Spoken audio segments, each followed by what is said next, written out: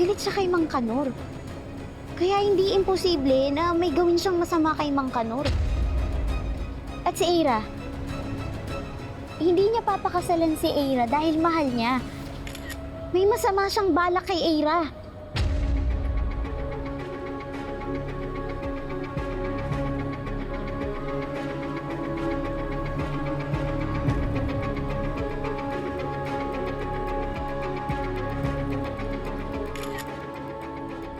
At last, the moment I've been waiting for. Our wedding, Era.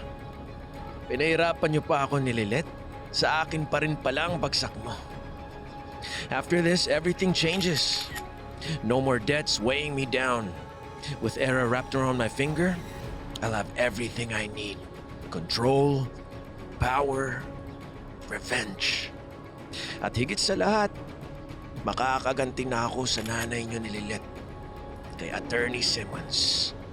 Sayang, wala ka na, Attorney Simmons.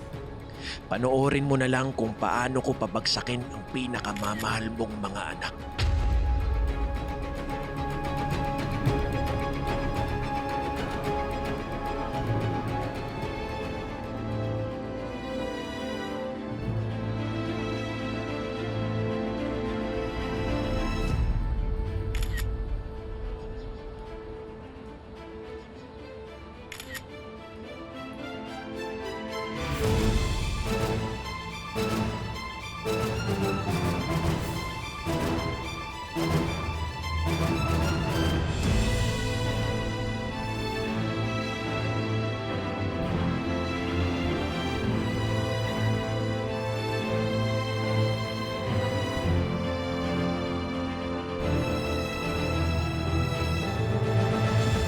Kailangan nang malaman ni Eira to.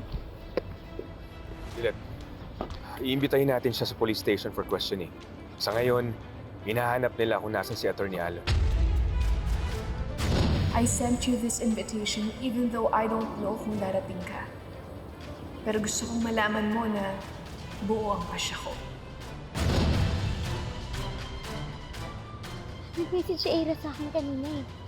Pupunta siya sa simbahan, matutuloy yung kasal nila, Kurt. Hindi pwedeng matuloy yung kasal nila pagkatapos ng mga nalaman ko tungkol kay Attorney Allen.